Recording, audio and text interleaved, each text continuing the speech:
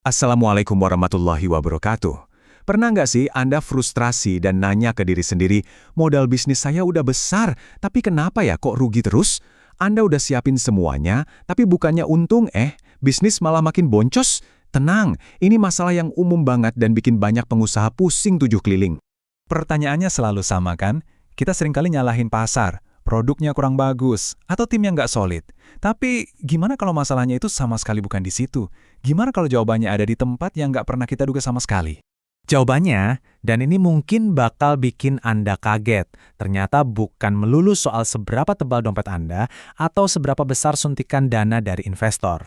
Melainkan soal pola pikir.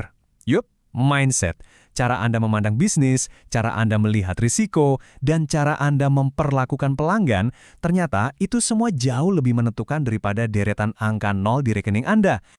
Oke, untuk menemukan jawabannya, kita akan belajar dari seorang miliarder yang memulai semuanya tanpa modal.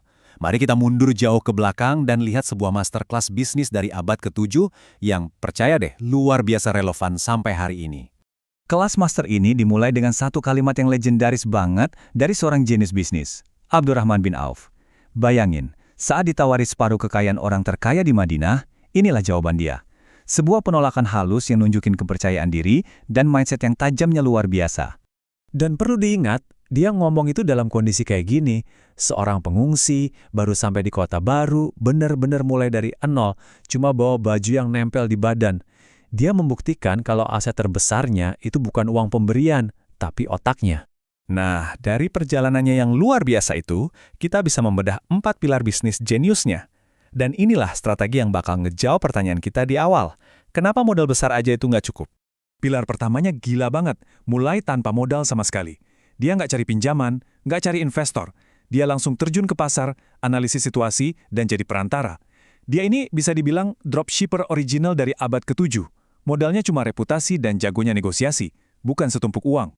Nah, setelah modalnya mulai terkumpul, ia ngelakuin strategi yang bikin semua pedagang lain garuk-garuk kepala. Dia jual unta, produk utamanya, dengan harga modal. Nol profit. Ini strategi bisnis atau strategi bunuh diri coba? Ternyata disinilah letak kejeniusannya. Untanya emang dijual impas, tapi dia jual tali kekang dan pelananya dengan sedikit keuntungan. Efeknya, karena harga untanya paling murah, semua orang beli dari dia. Dan ini membawa kita ke pilar kedua, kuasai arus kas. Untung kecil dari ribuan transaksi aksesori itu menghasilkan perputaran uang yang jauh lebih sehat dan super cepat daripada untung gede tapi cuma dari beberapa ekor unta. Ingat, di dunia bisnis, cash flow is the king. Lanjut ke pilar ketiga, jadi pendobrak pasar atau market disruptor. Setelah modalnya kuat, dia nggak ikutan bersaing di pasar yang sudah ada. Dia malah mengubah aturan main. Dia buka pasar baru yang bebas pajak dan sewa, yang bikin dia bisa jual lebih murah lagi, dan akhirnya menarik semua pelanggan ke tempatnya.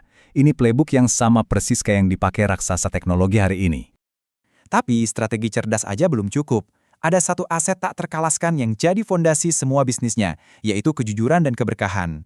Nah, ini dia pilar keempat dan mungkin yang paling penting, integritas.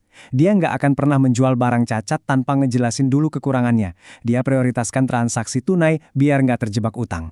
Prinsip-prinsip inilah yang membangun asetnya yang paling berharga, yaitu kepercayaan pelanggan. Karena tujuan akhirnya bukan cuma profit, tapi berkah. Sebuah kondisi di mana kekayaan itu bukan cuma banyak, tapi juga membawa manfaat dan ketenangan. Inilah return on investment tertinggi yang ia kejar. Sesuatu yang sama sekali nggak bisa dibeli pakai uang. Pada akhirnya, ya kepercayaan konsumen yang dibangun di atas integritas inilah yang jadi mesin pendorong utama pertumbuhan bisnisnya.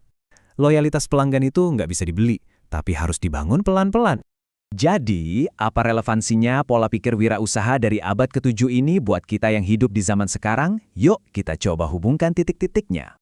Coba lihat ini, polanya itu sama persis. Jadi perantara tanpa nyetok barang, itu namanya dropshipping. Margin rendah tapi perputaran cepat, itu high volume strategy. Membuka pasar baru yang beda, itu market disruption. Dan kejujuran serta kualitas, itulah fondasi dari brand value dan loyalitas pelanggan. Prinsipnya abadi, nggak lekang oleh waktu. Jadi, inilah poin-poin kuncinya yang bisa Anda bawa pulang. Pertama, pola pikir jauh lebih berharga dari uang. Kedua, integritas adalah aset Anda yang paling kuat. Ketiga, arus kas itu ibarat darah bagi bisnis Anda, jadi jagalah agar tetap mengalir. Dan terakhir, kepercayaan adalah fondasi dari loyalitas jangka panjang. Karena sejarah sudah membuktikan, insting dan mindset yang tepat adalah modal Anda yang sesungguhnya. Kalau mindsetnya salah, modal sebesar apapun cuma akan jadi bahan bakar untuk membakar uang lebih cepat. Sekarang, coba deh lihat kembali bisnis Anda. Ambil waktu sejenak untuk merenung. Apa sih sebenarnya aset Anda yang paling berharga? Apakah tumpukan modal di bank?